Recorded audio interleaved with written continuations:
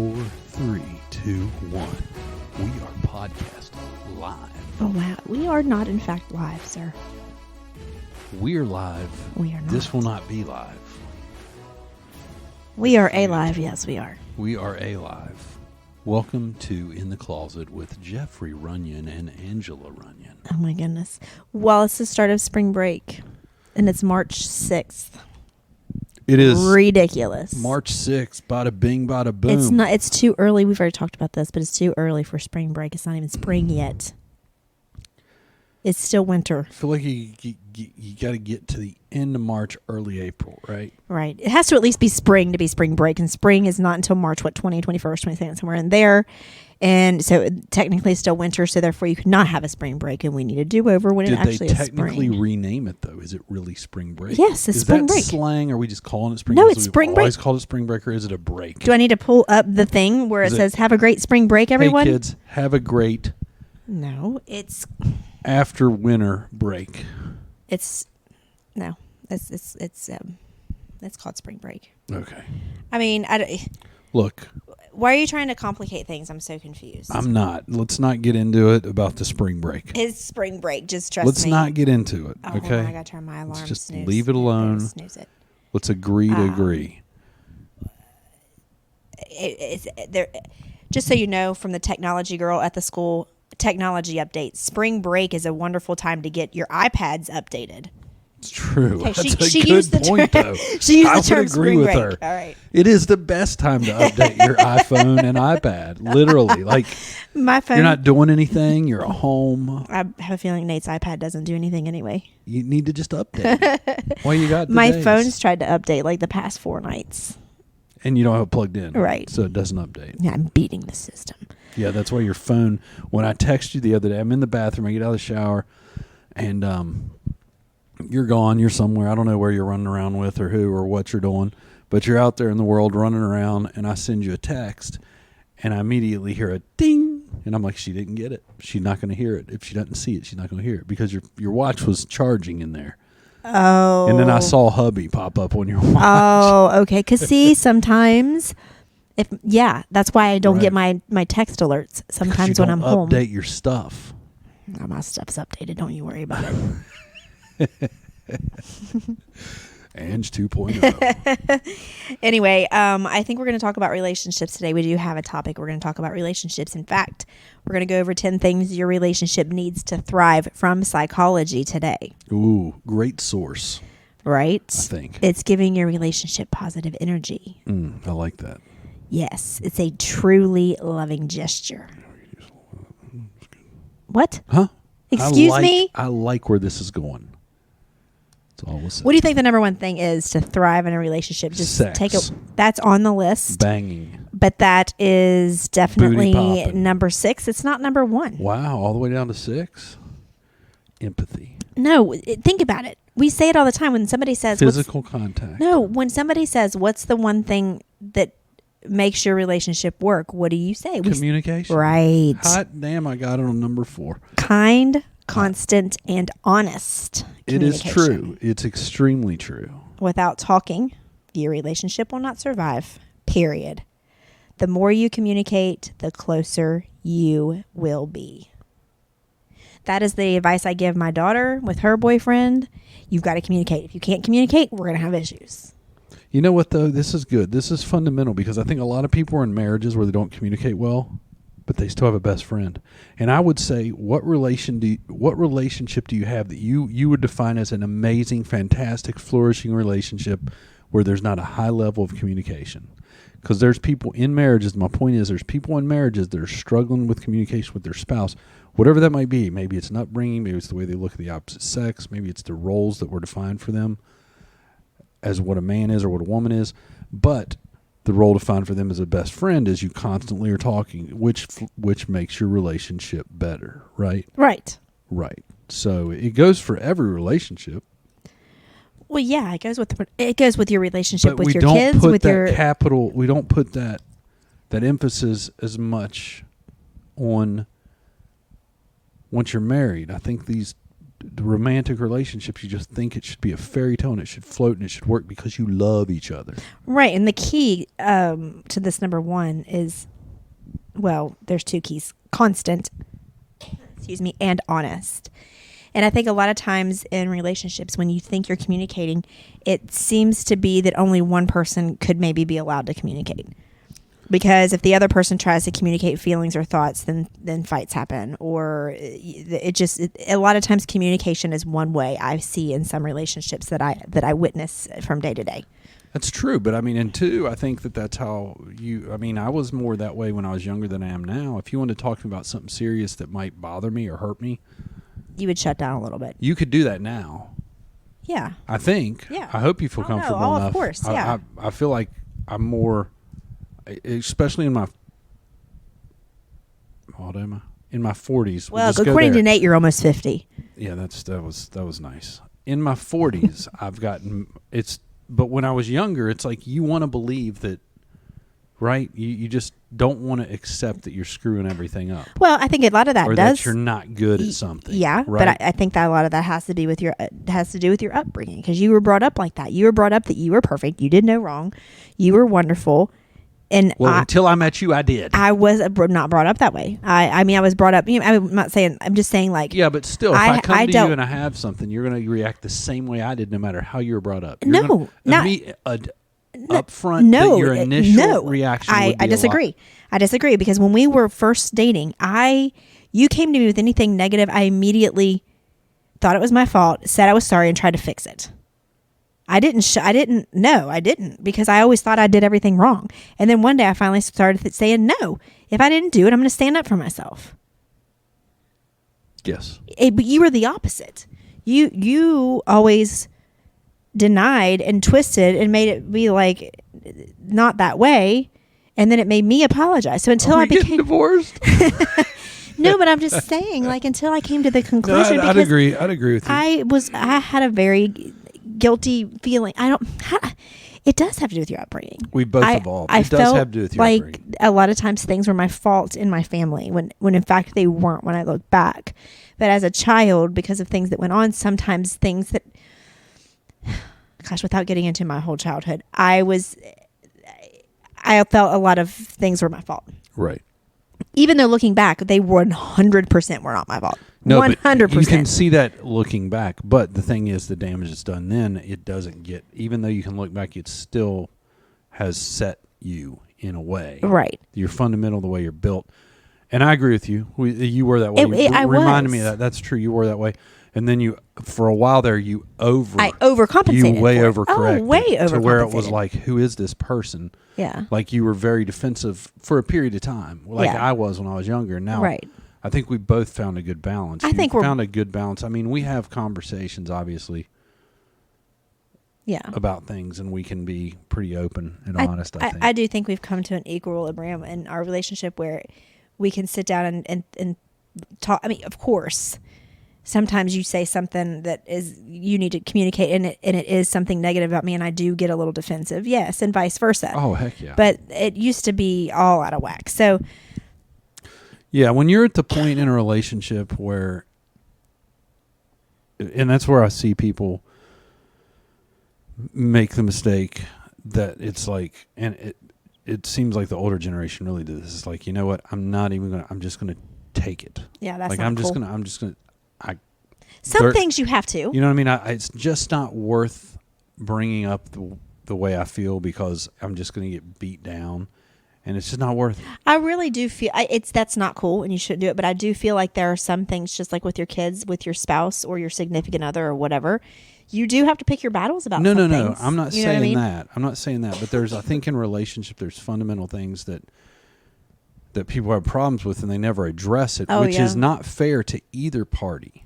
Well, it's not. But I do find a lot of times, like I said, in relationships that I witness, not necessarily in ours, one of the parties will bring something up, and it's pointless because the other person is not willing to ever compromise on that. But that other person can communicate all they want, and the other person has to take it, and that's where it's not quite, you know what I mean, fair, and it's not.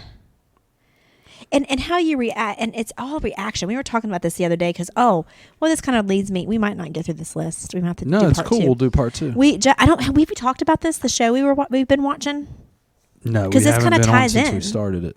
We haven't. Mm-hmm. Okay, so Jeff and I are watching a show called Love Is Blind. I believe it's called. On Netflix, yes. Is it Love Is Blind? Yes, 2 seasons. So in case you don't know, a lot of you probably do, but the premise of the show is that all these couples, it's kind of like a dating pool, but you don't get to see the person. So I guess they speed date for a while. I don't know how they do the very beginning because it kind of cut it out. But anyway, I guess you like talk to all these people, but you're talking through a wall, so you don't see the person. Sorry, I'm really sorry. I have to keep that on for a minute. You're sitting in a room that's set up kind of like a living room. It's nice. I think there might even be a little fireplace or something. It's real cozy. Yeah, it is. It's and then nice. there's a wall, and on the other side of the wall is the other person. Same situation, but you can't see each other. So you base your beginning of your relationship off talking, communication, connecting yes. emotionally, connecting mentally, and it kind of goes on from there. And then, of course, there's so many days they do that, and then you're supposed to maybe, if you feel it, propose to this person, and then the walls come down and you meet them visually.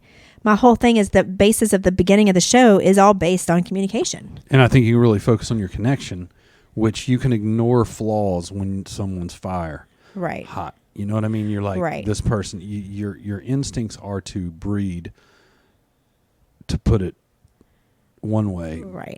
So you see a physical attraction, you feel that physical chemistry, and you almost, not that you won't get to the emotional or the connection part, but it might kick into, hey, I got to be a certain way so I can get closer to this person. Right. Sometimes the best way to do that is through the emotional attachment, right. But well, okay, so number 2 on this list leads me to, we can tie in this show as well. Number 2 is the willingness to work through difficulties and disagreements. And again, this is a list of 10 things that your relationship needs to thrive. So, well, yeah, don't. That's this one is why I think, and I'll go ahead and put this out there because I know that most people probably will think I'm an expert, but I'm not. Oh my gosh. I'm just going to say that right now. None of us think that. I'm not. As much as you guys think I'm an expert, I'm not an expert at this particular. But I will Thanks say, for clarifying that. You're welcome. It's always good to have a disclaimer. But I will say, this is probably one of the biggest problems with our divorce rate, right? Right. It's because things get hard, and what do? We treat it like a job. We treat it like, okay, right. Well, I can clear the slate. I can clean the slate. It's time to just get my resume updated. Right. And it even says here, throwing in the towel, even if you don't walk out the door, is not the path to happiness. You must face the discomfort that comes with differing opinions and ideas. Yes. And with this show, they don't have time to do that. Okay, so they talk for like 10 days or something, give or take, because it's a whole, 30-day process? 30 days and you're married. Okay, 30 days and you're married if everything goes to plan. So I think they give them 10 days to talk in the wall to see if he or she is willing to propose. You don't probably get through the difficulties and disagreements just talking through a wall. No, you don't. I will say this, though. When you think about it, 10 days when you have no phone. Yeah. And you spend, literally they take their phones. Mm-hmm. They're in these rooms. They can talk for 3, 4, 5, 6 hours. They have notebooks. It is a long time. Yeah. When you're taking away from the world. And there, I don't know, but you can't get to certain levels of disagreements and struggles, because the thing that I would say that people need to understand, we've been in our relationship for 31 years. Since we're 15, we've been married for a long time. If you're going to be in a long, lasting, loving, respecting relationship, you got to be able to deal with conflict, because you're going to go through shit. There's going to be some shit you go through, right? Yeah, and you learn and you grow from it. And that's what I was talking to some coworkers. They're young. I could be all of their moms. Literally, I'm double their. Literally. Right. And we were talking about relationships the other day, and one of them was saying how he feels like his fiance, and he wasn't dogging on her like anything. He wasn't being horrible, but he just said his fiance he was wanting to do some. Oh, I know what it was. He was writing out his workout plan for the next day. And he said, I literally looked at her at dinner when we were eating dinner. He goes, here in a few minutes, I'm going to write out my workout plan. I need 15 minutes to myself. Like, I got to focus on it. I want to pay it because he's trying to better himself. I want to really pay attention to it. So for 15 minutes, I need that time. I need that time. He said, I swear, I got it from the table. And as soon as I sat down and got my notebook out and started writing, she came and sat down beside me and started griping about this and that and this and that and this and that. He goes, why do women do that? And I said, I don't think all women do that. He goes, you don't do that to Jeff? I said, no. I said, if Jeff told me I need 15 minutes, I'm going to give him 15 minutes. I mean, unless there's a tragedy going on in our house. Like, I don't get it. He was like, I don't understand. I said, well, a part of it is because we've been together for so long that we got past all that pettiness. We got past the, like, it must be nice to have free time. I mean, have we said that to each other before? Maybe thought it must be nice to do X, Y, and Z. Yeah, probably. But we don't bring it to their attention and dwell on it and make it an issue. You don't beat each other. But he was saying is, what in the world? I said, we've been together. Jeff and I have been together for 31 years. That's definitely longer than you've been alive. So we've gone through all that at one point in time. Right. I'm not saying I didn't never do that. If I told you, hey, I need 15 minutes, or you said to me, and then you came and sat down and you started talking to me, I would be like, in a few minutes. I would say to you, okay, here's what I would probably say to you, because this is our personality. I'd say, I would make it very clear that I still need these 15 minutes, but I'll listen to you. If you need to get something off your chest, right, and it can't wait, then let's talk. And then when you're done, I'm going to take my 15 minutes and get this done. Right. I never have to worry about that because we're usually pretty good about, hey, I need to do this. We're not 20, 25 or on our period where we're just going to get mad and cause a ruckus because it's like that sounds like kind of the brother-sister thing. I want to do something, so you're going to make sure I can't do it. Right. And I think that we all do that from time to time at the beginning of relationships. And I think that maybe some relationships struggle with that throughout their relationship or whatever. And maybe it's a pick your battle kind of thing. But for me, I don't know. Like I said, we've been together for so long. We've never really been with anybody else. We've figured those kind of little things out. We haven't figured everything out, trust me. No. But like things like that, I'm like, yeah, please take your 15 minutes. You know what I mean? Right, yeah. And then they start talking about other things like that their significant others did or that they do or whatever they were comparing. And I'm like, this is all stuff that we used to do. Yes. Yes. Right. Yes. Used to. Yes. When I was your age, I felt so old. I was like, when I was your age or at the beginning of a relationship, yes. Right. But a lot of this stuff is just newbie stuff. But going back to number 2, working through difficulties and disagreements, that sometimes is a challenge because you have to figure out how people fight. Yes, you do. And what makes them tick. So for the longest time when Jeff and I first, got together, I was the aggressive one. I was the aggressor. Not physically. No. But I mean, when we had fights, I was the one that would raise my voice. I would cry. I would yell. He would just be calm, which made it worse for me. Right. Because I'm like, why won't he fight? Why won't he yell back? Because that's how I was brought up. Right. And see, he was brought up not like that. They didn't fight. I'm sure your parents fought, but you didn't know. I'm sure they did. They had to. They did. But you didn't know about it? No. There was no yelling? You knew when they were irritated with each other, but you never experienced the fight. Right. You knew they left the room and they were jabbing at each other, but you don't know why. So and they didn't let you see it or hear it. Right. And I mean, that's good and bad. I mean, yes. I mean, I think fighting in front of your children is not good, but that your kids need to see the conflict and see that you can resolve it. And it's not the end of the world, but my house was a little bit off the spectrum a little bit. But anyway, there's levels. So finally, the day came where he yelled back at me, and it took me like back. It was like he took his hand and like shoved me against the wall. He did not, but like with his words, I was like, whoa, and it hurt me. I was like so shocked. But that moment changed kind of the way that we fought, because I feel like that Jeff saw that shut me up. I was like, damn, this is awesome. What have I been doing? And so now he'll take his ground and stand it and get get heated if he needs to get heated, because that's kind of what makes me like, oh, okay, I'm not the one running this show here. Like I need to, like, you know what I mean? So, which that's in heavy, that's in real fights. Well, yeah, of course. I still roll with my calm. If I want to irritate you. Yeah, but you also can, and that's the thing. When you've been together so long, I could take Jeff off right now. I mean, I could say easily, and I could drive you crazy. I could do right now if I'm like, I just want to fight the rest of the night. There might not be anything we need to fight. I can do something. I can give a look. I can put off a vibe, and we're gonna be irritated with each other all night. But that comes with time. Here's the thing. I'll say this. That comes with time, is that kind of level of connection, but it's also physical too, sexual. So if well, yeah, but we're gonna get to that. We got 6 minutes. Like, okay, but we're gonna get to that. Don't jump the gun. Right.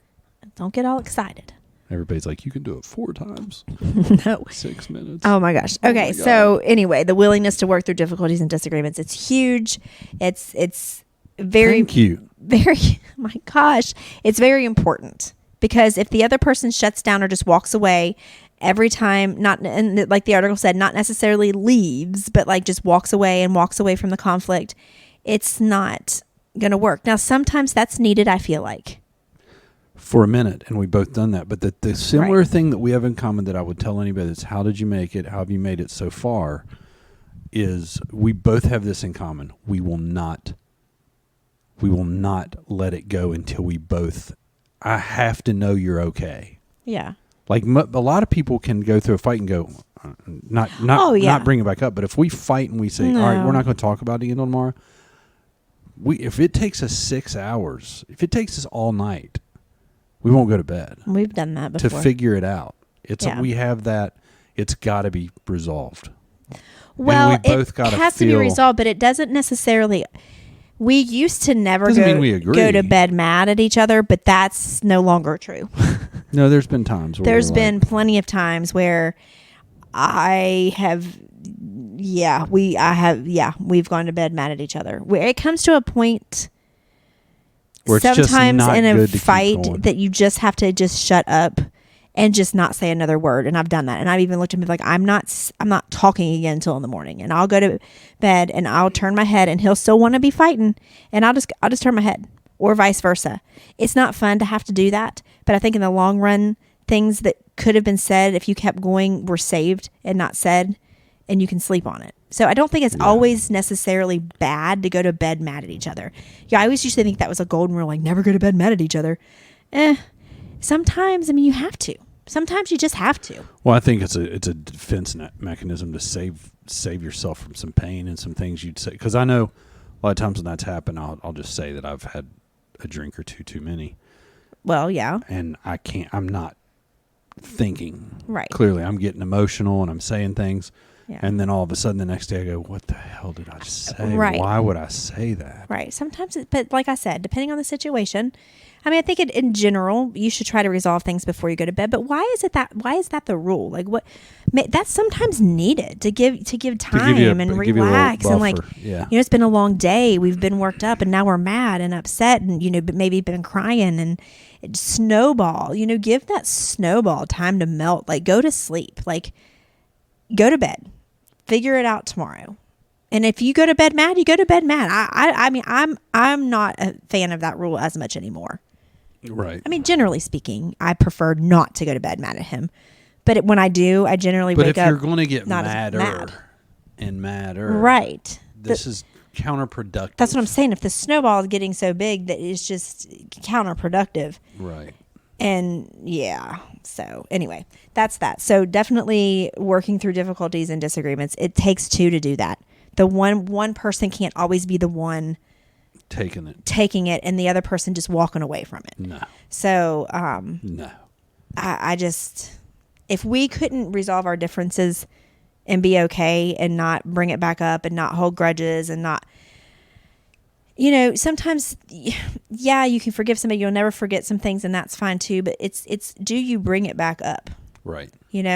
Somebody does something to you, and it could be something that's really devastating, And I mean, you can forgive them, but you're not truly forgiving them if every time you get back into a fight, you're going bringing to get in your back pocket and say, let's bring up your past transgressions, especially if it's something they're upset with you that you did something. Right. And then you're like, oh, well, you did this. Well, at least you did. That's just not cool. And that can only go on for so long. And that's true. That's something you got to learn. In Yeah, a relationship for sure. Because it's self-control, because you got to understand the damage it can do. So there's some self-control involved. Sure. You got to say, hey, yeah, we're fighting, and a lot of people believe everything's out the window when you're fighting. Well, you can really do damage. Oh, absolutely. Bringing up past. And we have. Everybody has. Oh, It's of course. something that's common because you get mad, you get angry, you say things that you're like, what can I get to make me feel better and make them feel worse? Well, like you said, I think that's a defense mechanism. I think that's everybody's. That's what everybody does. But it's fighting the urge to bring back past transgressions that the other person did. That you just going to make it a whole lot worse. Again, forgiving is one thing, that's cool, but forgetting. Oh my goodness, excuse me. But forgetting is a hard thing to do, and I think we're all humans. Absolutely. And I think for you to say, "Oh yeah, I'll forgive and forget," you're not. People aren't going to forget. I haven't forgotten things that you've done to me that's made me very mad. Do I dwell on them and bring them back up? No, but I definitely forgiven you for them. Right. But I still remember. I mean, they're in my head. Like, to forget. You can't. Only forget God them. can do that, I think. Right. You can't forget them. Yeah. You can't forget them. You can still love the person and you forgive. can forgive but them and never bring it up again. Of course. But you're going to remember them. It's always going to be in your head, and, Right. and it'll creep back up, and it'll hurt again. And that's okay. And that's fine as long as it's not, bubbling back through. And Right. unless you haven't truly worked through it and dealt with it. And that may take professional help. But again, you haven't truly forgiven the person until you've worked through all that. Right. You can say, I love you, we can work through this, but don't say the words, I forgive you, if you don't mean them, because Right. it does something to the other person. If it's brought back up, and if it's like, I thought you've dealt with it, you forget. I would rather you, and maybe I'm speaking just for me, but I'd rather you say, I love you and I'm here for you and we're together and we're not getting divorced or we're not breaking up, but I haven't got to the point where I can forgive you yet. I just Right. haven't, because Right. it was so whatever, X, Y, and Z. Yeah. But that's just me. That's a good point, because I think people will that's a complicated situation, because people might, no matter what, they might say, I love this person, and they're saying I forgive them might mean I'm going to get over this. You know what I mean? So Well, I guess what that's you're true. saying, You need to forgive. you want to what's that forgive them mean? so badly. What's forgiveness mean? And forgiveness might mean that I'm going to stay and I'm going to work through it. And I'm going to. Yeah, that's true. I still got to work through it. Well, but that needs to be verbalized. I think. I agree. When and something, that's why it's so important, Yeah. and that's why it's so huge. And I think it'd be huge for everybody to be in marriage counseling, because they could be told, you need to verbalize these things. Yeah. You need to work through these things. Hold on a second. Come in. We're doing a podcast, bro. What's up? Yeah, maybe. I don't know if it works. We'll have to see if Dad does. We'll have to go check it again. We'll let you know. But I think you need to discuss that word. I mean, if it's a big enough situation, and I'm not saying I forgive you for, you drove my brand new car, and you hit something. Yeah, I forgive it. I'm talking about something big, like that could really Right. damage, or really impact your actual relationship. So what I would want to say, okay, you say you forgive me, but what does that really mean? And here's what it needs to mean if you're going to say it to me. Right. If I'm the one that's done something. Well, it all goes back to number one, communication. Communication. That's very true. That's very true. Do you want to move on to number 3? Yes. Okay. And maybe this is the last one we get to. Yeah. Okay.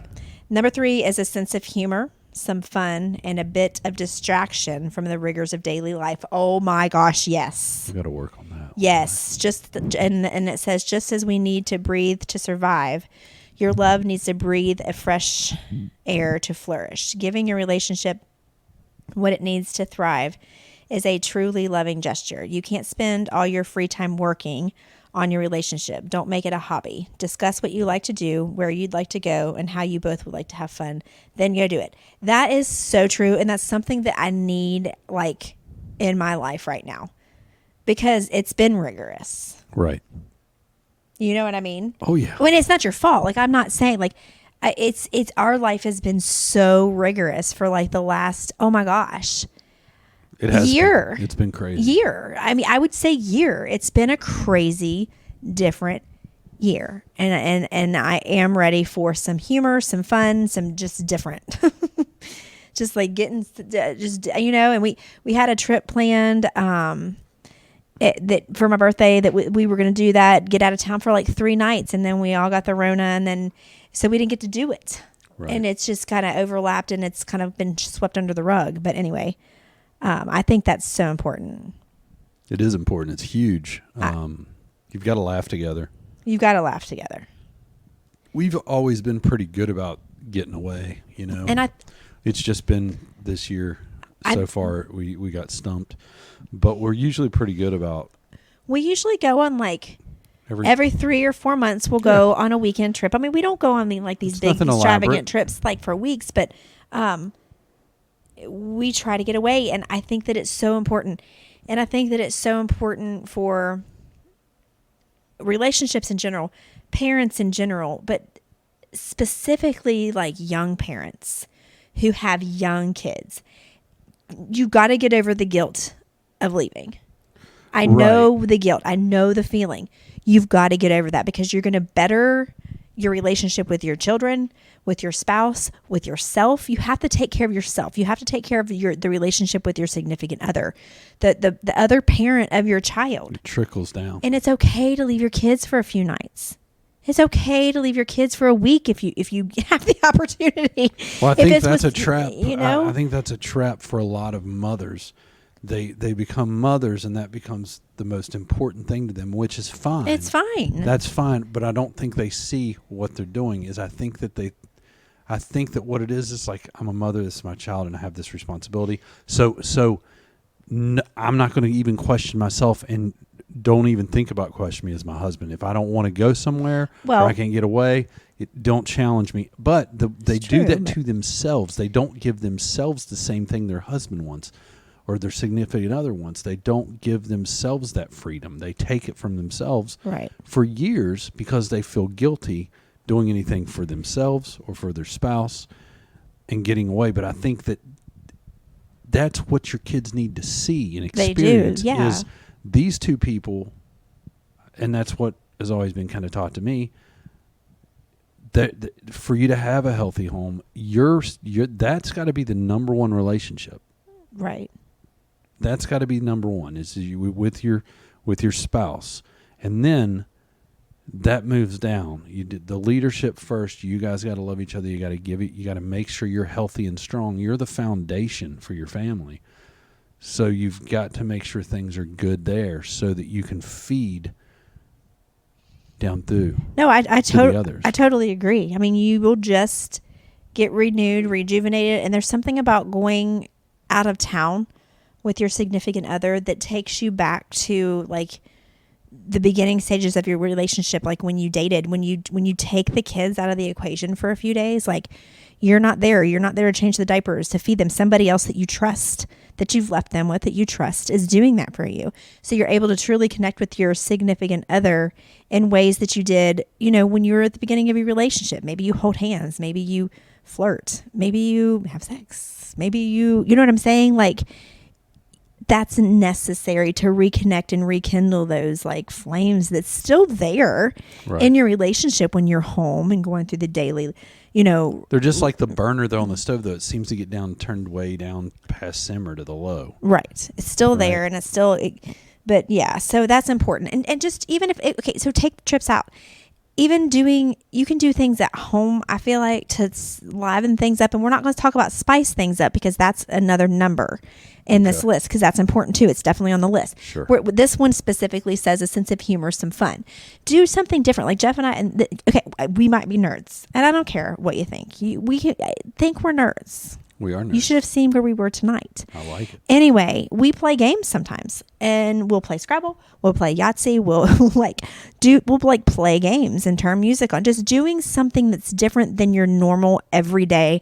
Okay, it's the end of the day. We're both showered. Let's watch TV. That's cool. That's fine. That's fun. That's our comfort. That's our normal. But sometimes it gets too normal, and it's just like, and you want to do something different. It's kind of like going to the gym and working muscles. It's like if you do the same routine for a year, it's going to be Right. it's not going to be as effective.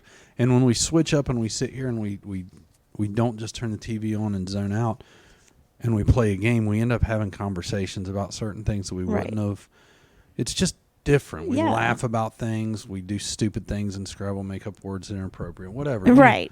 We have And fun. Even if it's not like play a game or something like that. Even if it's just, let's turn music on and chit chat. Let's talk. I mean, Jeff and I do a podcast. We like to do that because it's Prank something call people. different. We'll do Yeah, that. whatever. Like do Right. something funny. Like do something fun. Yeah, why? I mean, why not? Make up things, but laughing together is important. Or maybe it's just watch a movie. Or I remember, oh my gosh. Okay, so back when our kids were smaller, when we lived in Atlanta, this like was a big deal to me. I love stuff like this. It's very inexpensive, but these kind of things are very effective with me. So we lived, a busy life with the little kids and everything. We both worked, and I had a horrible commute to Atlanta every day. And it was just, we were very, very busy.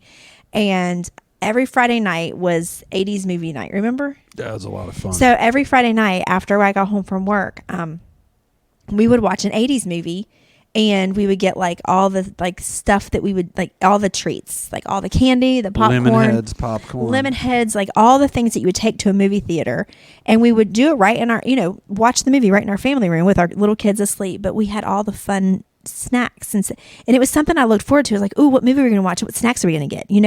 We did that for a while. Yeah, and it was just something that kind of threw a little like, loop into the end of the week. Like, I don't know. So starting little traditions like that is also something fun. Jeff started Friday Flowers Day for me a long time ago. Like, and it's almost every single Friday. Have a few Fridays been missed? Yeah. Do I throw it in his face? No. I wouldn't say a word. Thank you. You know what I mean? Do I expect them at some point? Low key, yeah, because it's like, that's my personality. Like, you do something over and over for me, and it's going to come like expected. Right. But again, I'm not going to be like, no flowers. I mean, he could stop tomorrow and never give me any more, and I'm not going to like me, I've known that. bring it up. It's been very few, maybe a couple times. Yeah, you've forgotten a few times, and but I mean, it's not. I know before you do. I'm like, shit.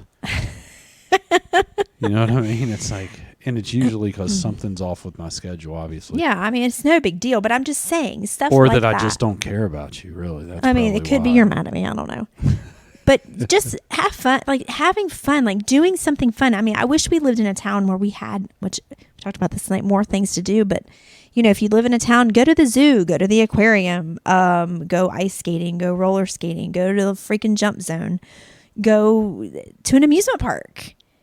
Go, like, do something that you don't normally do that's out of the norm. Go to Magic Island and skip rocks in the river. We went to Sky Zone once. Me and Jeff did. Jeff and I did. That was fun. It was so much fun. It was just, like, was any of our kids with us? Heck of a workout, too. Did we take any of our kids? I don't think we did. No, it was just you and me. I think it was me and you. And I do remember saying, next time I come here, I need to wear oh, that's right. some Depends That's or right. something, because of a mom of 3 jumping like that.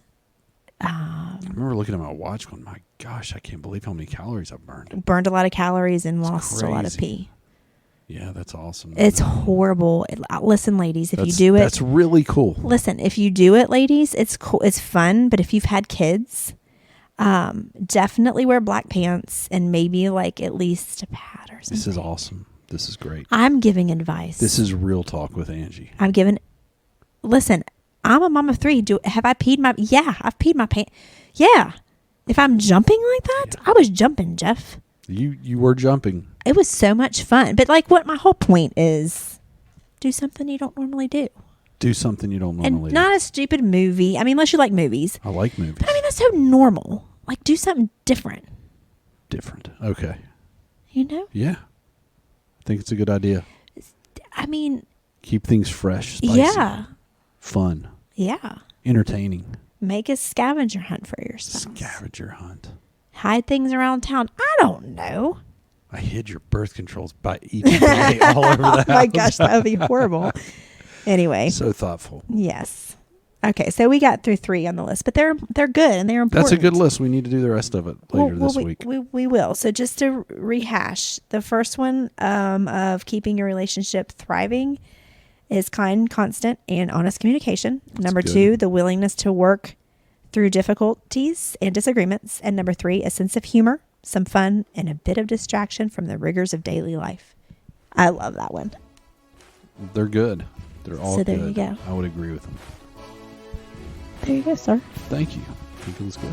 That's it. That's it. That's all we're doing tonight. All right. We'll be back. All right. Peace out.